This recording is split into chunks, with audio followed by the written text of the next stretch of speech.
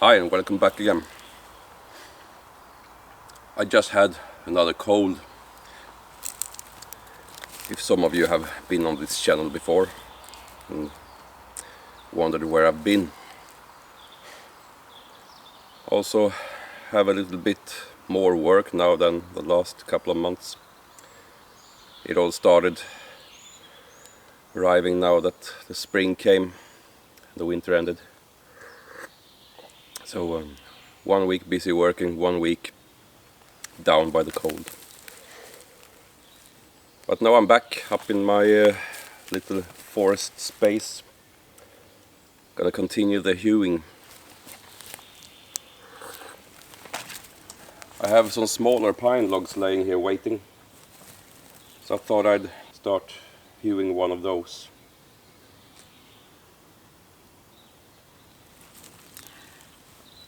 It's a smaller diameter than the logs I've been hewing recently, so I guess I'm gonna try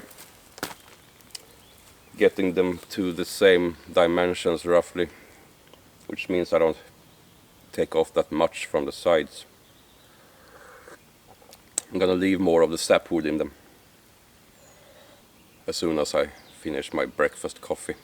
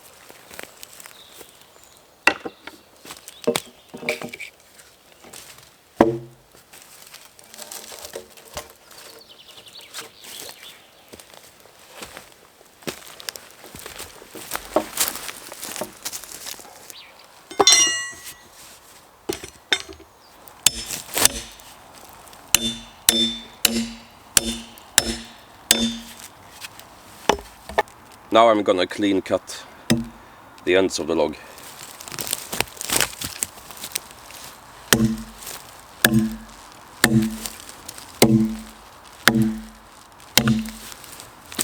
Oh, and this is a Rinaldi America 2.5 pound head. That's 1100 grams. For you who haven't seen me using it before.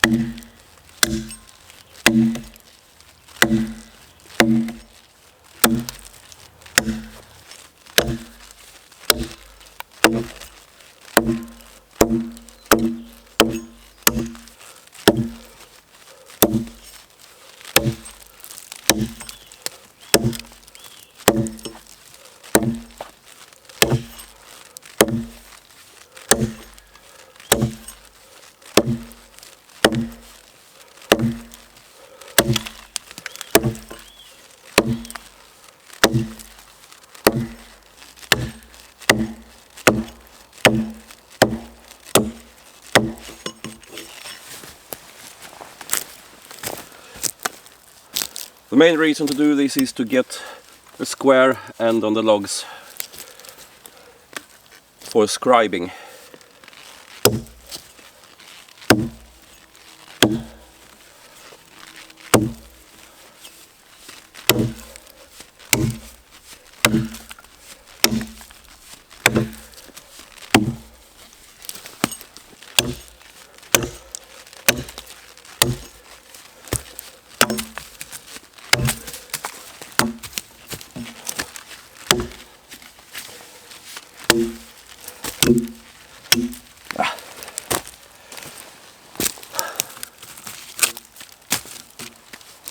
Cracked it in the bottom.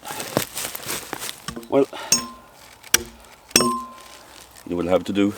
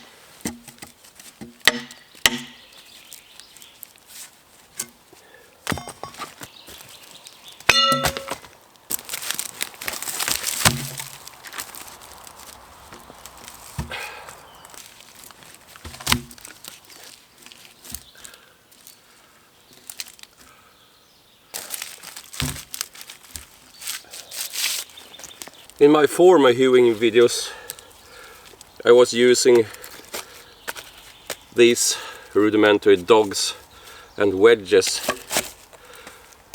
to keep the log in place. But I'm not gonna do that this time. I'm gonna save those for when I have something a little bit more refined that I don't want any marks in. So I'm gonna use my timber dogs this time to keep it steady.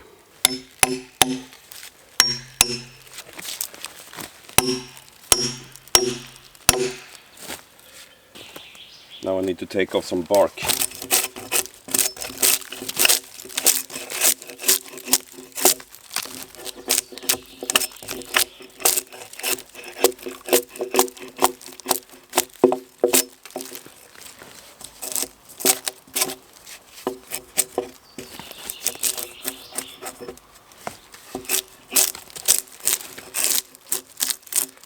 I could use one of my draw knives or my bark spud for this, but it's nice not having to bring all your tools up in the forest. You can do quite a lot of work with axes.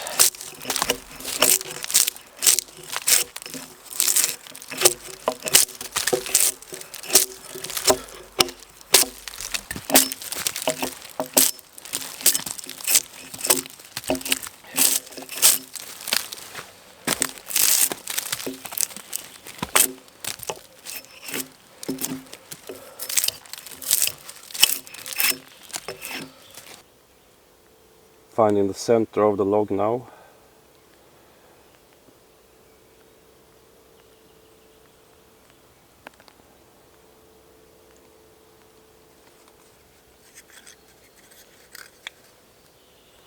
I got myself a plum bob now instead of a water level. This is more appropriate.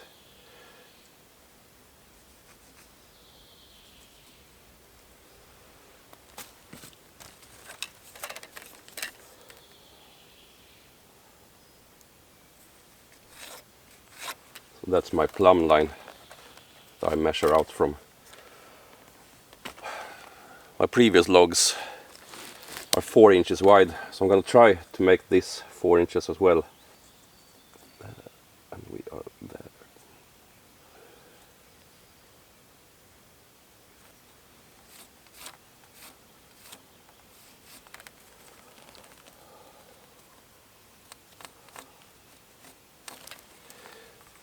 I have a little crack in the line, but that doesn't really matter. It only runs an inch or so into the log.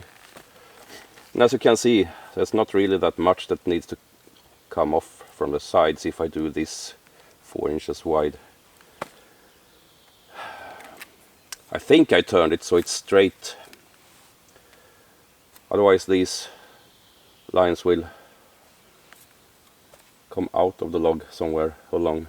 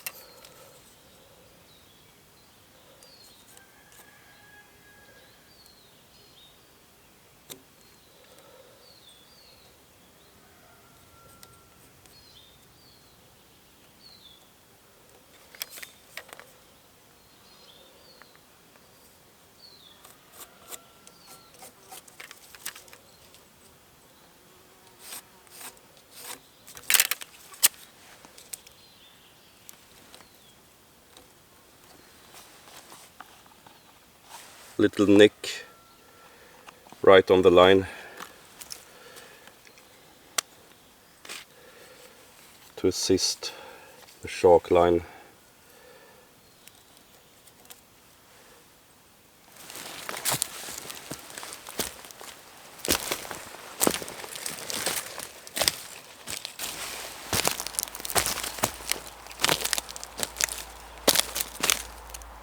Now meeting up with this line, I can nick that as well actually.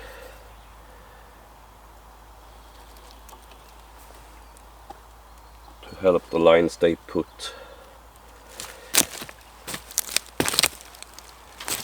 You have to pull straight up when you snap a line on a log, otherwise it won't be straight.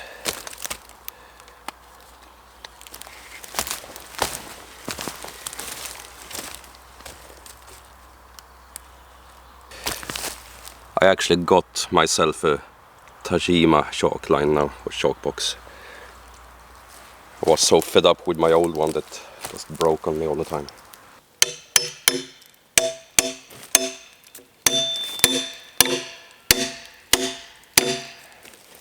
Just getting the second timber dog in place there.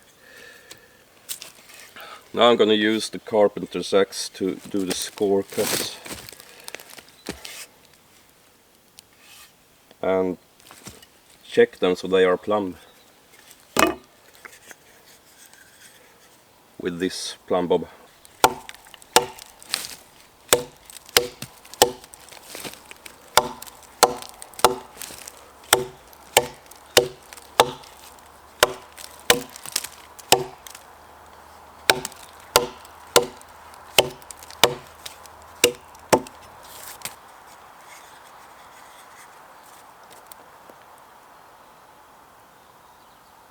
I'm gonna try not to repeat the mistakes I made on the former log, cutting the score cuts too deep.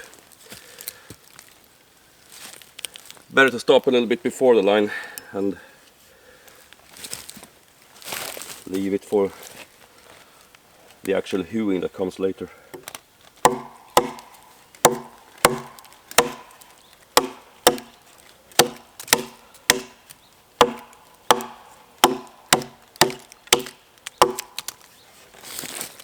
To be fair, since I'm taking off so little now on this log that is so much smaller than the former ones, I don't have to make much scoring cuts at all. Well, not deep. Of course I have to make them to break the fibers so I don't get long splits along the log. But they don't have to be deep at all.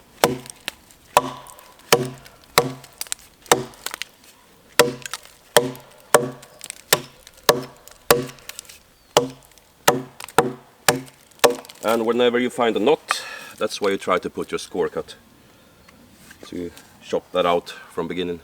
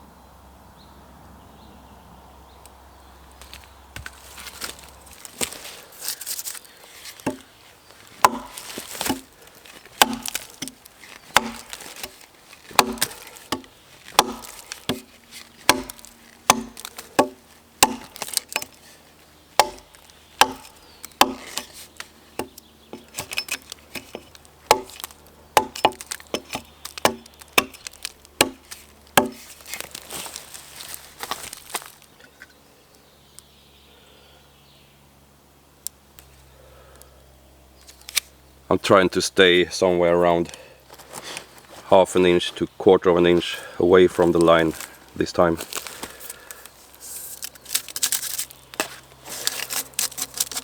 Not Is it or not, or is it not? I'm sorry, now that I'm a dad, I have to make those kind of jokes.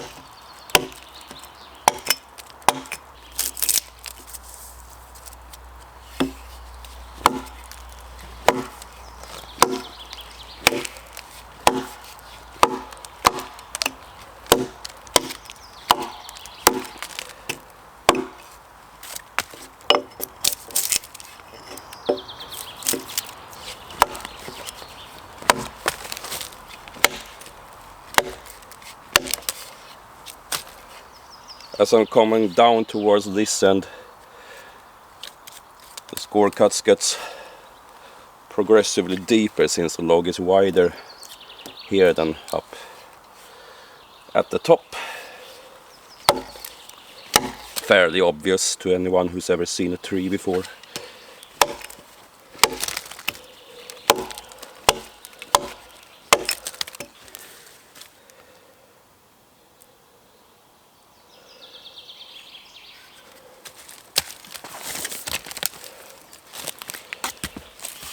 There actually is not quite close to the end, so I'm gonna make a last cut here.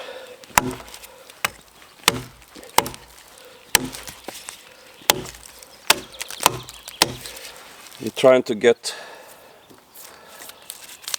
pieces in between the score cuts that are about a foot long, because that's nice to be used for firewood later, but where there is a knot, you want to cut it.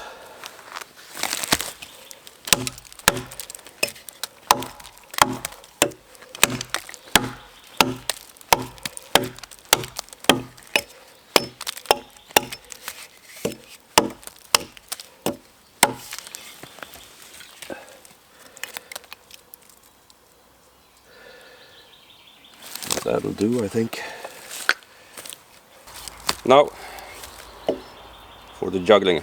I expect this axe to work pretty well for that as well, especially when I have the log up on trestles, and it's nice to have a shorter handle, 20 inches or 50 centimeters. The only time that sort of handle length is good is for carpenter's axes. You shouldn't bring an axe that length out into the woods as a camp axe or trying to chop firewood with it, because it's a bit too long to be used comfortably with one hand, and too short to be wielded with two when you cut your firewood. But for carpentry work, it's pretty nice.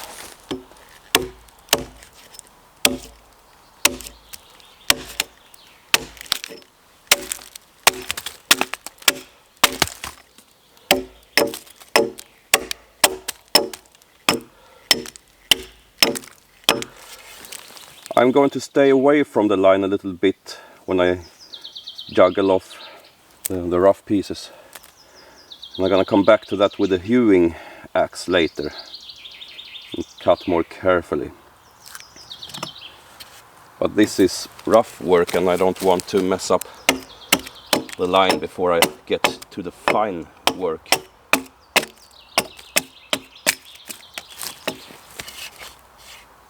Lovely axe, by the way. So far I'm very happy with it.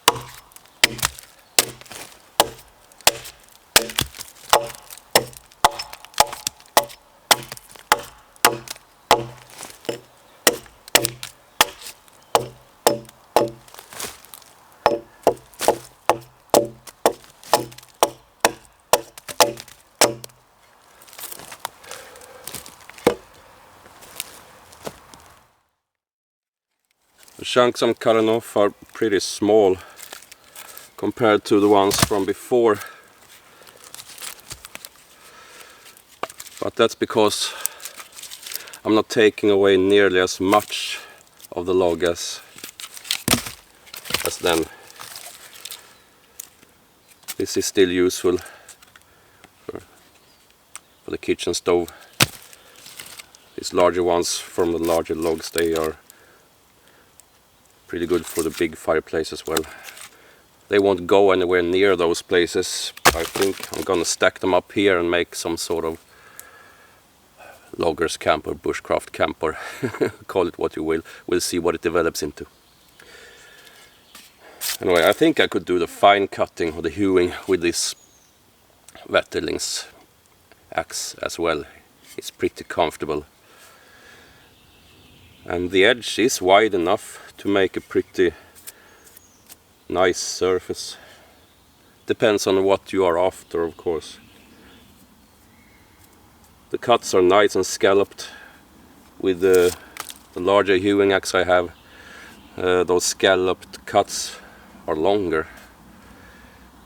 And it's of course more efficient if you want to hew a lot of timber, since it's at least twice the edge length of that. I could do everything with this, I think. Anyway, I'm switching to the larger one now for some fine cutting. Gränsforsbruk hewing axe, model 1900.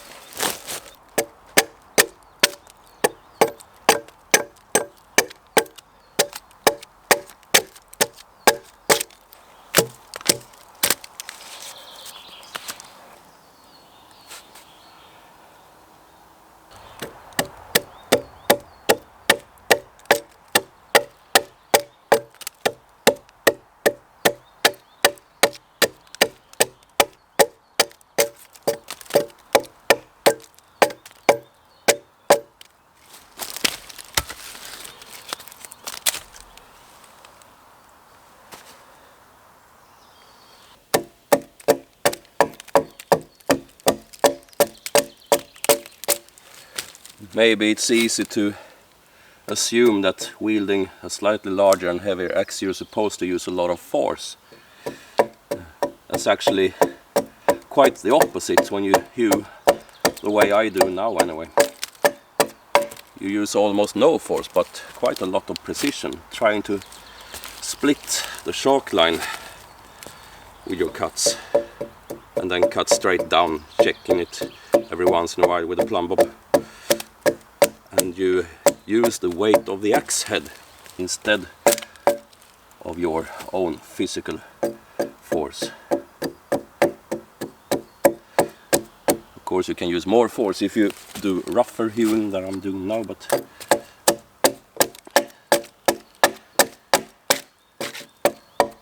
this is what we would refer to as fine cutting or fine hewing in Swedish terminology. Not quite finishing, but hewing to a pretty good degree of perfection.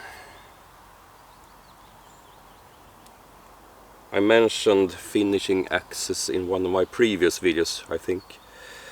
Not sure if they are that common here where I come from in Sweden. I know you can find them in Austria, maybe Switzerland, and perhaps Germany as well. Particularly Austria, I have heard about the use of finishing axes. They have a very long edge and they are pretty straight, and I guess the goal with those is to achieve a surface that looks like you've been using a plane, more or less.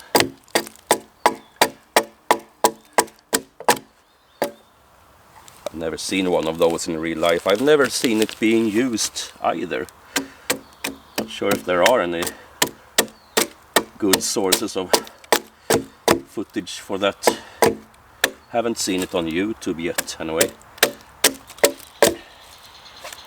If someone watching this have, please drop the link in the comments. That would be really interesting to see.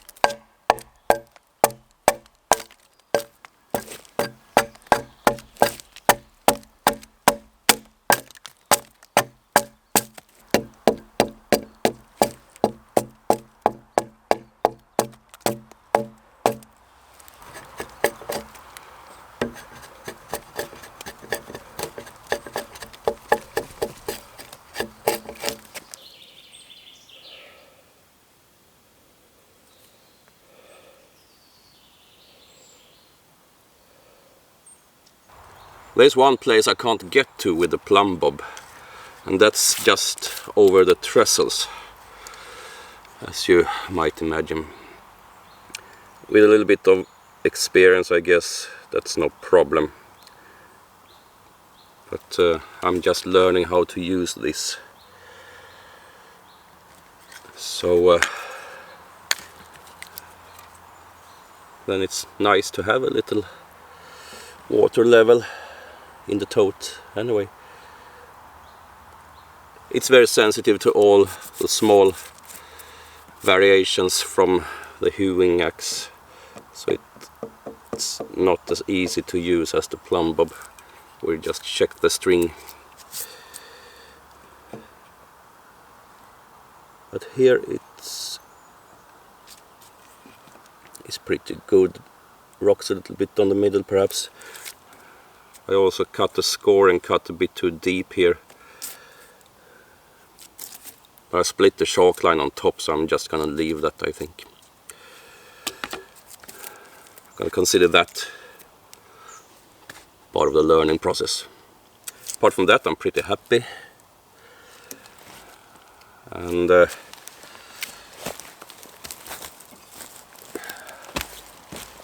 was a true joy using the Wetterling carpentry axe. I'm gonna try to use only this to hew another log sometimes, I think. Yeah, well, that's one side anyway. That was fun. Turned out pretty decent. I'm gonna have my second breakfast sandwich and another cup of coffee now.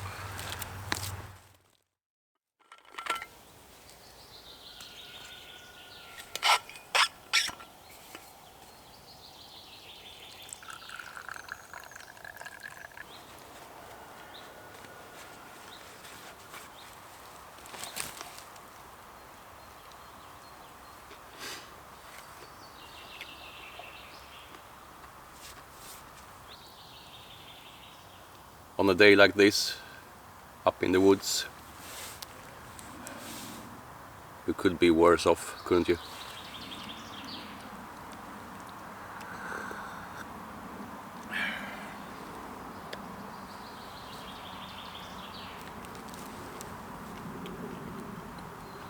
A friend of mine showed me a picture of a fireplace his dad built from lumber. Maybe that's a plausible first building project up here. So far I just made small fires directly on the ground for making coffee. It would be nice to have a little bit more purpose-built and a little bit more secure fireplace. It's totally possible. That's coming up in a later video.